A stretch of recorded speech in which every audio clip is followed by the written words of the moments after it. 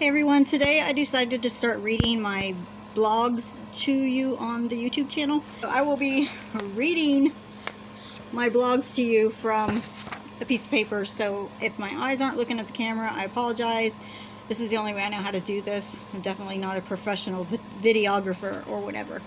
So the first one I did was called The Old Drunk Up the Road. The first 5 years of my life I lived in a small town near the Ohio River. I live in Indiana. My grandparents lived next to us with a big house in between. My mom told stories about how she would be ironing clothes thinking I was taking a nap, and when suddenly she would look out the window and she would see my white diaper running across the grass in the backyard. She would open the window and yell, "Charlotte, here comes Tanya." And Grandma would say, "I see her." I remember my grandma meeting me at the back door with a big hug. She smelled like lilacs and cats. I know that's a weird combination, but that's what I remember my grandma's. My grandma showed me unconditional love. Looking back on my life, I always had someone who truly loved me, and at this time it was her.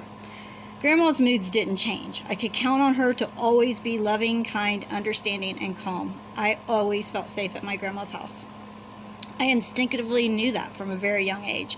If my mother would put me to bed, I would sneak out the window and go to my grandma's house during the day for my nap because I wanted to be with my grandma. So a scary man and his family lived in the house between mine and grandma's. The lady was nice and so were her children. The man made me very afraid. Now if you saw this man, you wouldn't think that anyone would be afraid of him. He reminds me of what you see when you see Mr. Rogers. He always had really nice clothes, a sweater with a t-shirt under it, and just very well-mannered, quiet, soft-spoken. But he always made me very nervous. One day he told me, "The next time you come here, wear a dress and no panties. And don't forget." And I remember I was maybe 3. I remember asking my mommy to let me wear a dress that day to play. I usually wore shorts, and I told her the neighbor girls were all wearing dresses, so she finally gave in and let me wear one.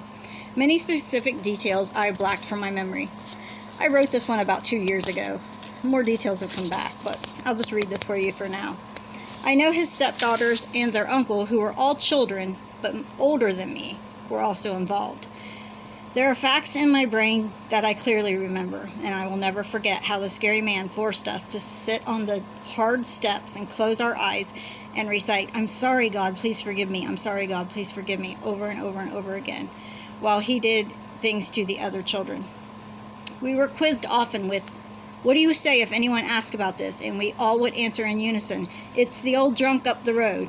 Seemed like a really weird kind of game, and if we said it, it was like, "Oh yeah, we got it right," you know? It seemed kind of like a weird game to me at the time, but I do remember my mom talking about how I suddenly became terrified of the basement around age 2 to 3. She said I would cry and throw a fit if anyone even opened the basement door. I remember the basement door being in my kitchen, and I just wouldn't even go near that door. She said that I would scream, no, monkey," over and over again and cry.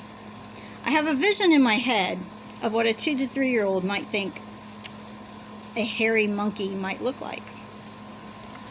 Think about it, you know. The long nose, the hair, the big ears.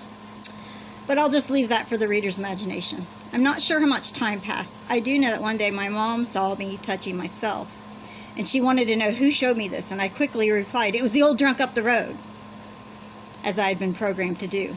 And I recall her dialing the phone and screaming curse words at my grandma. And I heard her shouting, "Tanya will never come to your house again." And I felt my heart sink.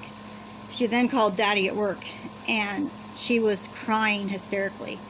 And he came home and he slammed the door and he walked straight to my grandma's house. And I was scared and lonely and confused. I remember going to my bed and just crying. I spent a lot of time hiding and crying as a child. This is the first time I felt completely alone and abandoned, the first of many times in my life when I felt invisible. I was no longer allowed to visit my grandma's house. Eventually I could go there whenever Grandpa was at work. They continued to allow me unlimited access to the neighbor's house. Go figure. I remember him saying, "See, I told you no one would believe in an old drunk." I didn't understand him then, but I clearly do now. We were all forced to move a few years later due to flooding. The pedophile moved about a mile away from us. Go figure. He put in a beautiful swimming pool, an in-ground pool, that attracted many young children. He even had his own private bedroom and his private basement in the new house that was under his bedroom. I recall every detail of both of those rooms. I know where the pornography was hidden. I was just a child. So, my last memory of the sexual abuse was probably when I was around 11 or 12 years old. My parents didn't know about that until I told them in 2016 when I was 49. My father said, "I don't believe you." And my mother just ignored me. And then I do a why not moment at the end of every one of my blogs. And a why not moment, I'll give you a little secret right now, and I'll post this up here. A why not is Tanya spelled backwards.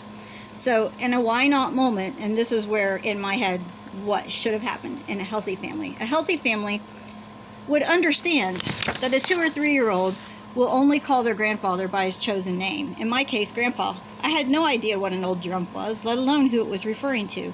Although my parents did try to save me from the child predator, they failed to take into consideration that a far more clever adult was grooming me to accuse my own grandpa.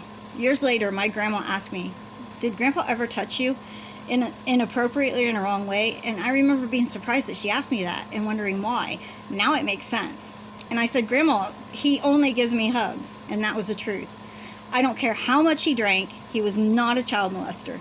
The next door neighbor was a pedophile of the worst kind, and he died a horrible death. One of his stepdaughters phoned me a few years ago and shared that she was able to confront him with the molestation on his deathbed. I'm glad she had that final closure. I found his photograph yesterday while I was cleaning. I had forgotten his face from my memory. I blocked it away from my mind, and as soon as I saw him, I ran to the bathroom and started vomiting profusely. At 51, the time that I wrote this is the lasting effects of early childhood sexual molestation. And if you go to my blog at shatterbones.com, I have several links in there. We'll tell you like 5 myths about child sexual abuse and why do adult victims of sexual abuse, why they don't disclose until later. So I will post a link to my website there if you want to read that. And otherwise, that's my first blog. So this is part of the reason why my brain works the way that it does. And that's just the beginning. I'll talk to y'all soon. Love y'all more.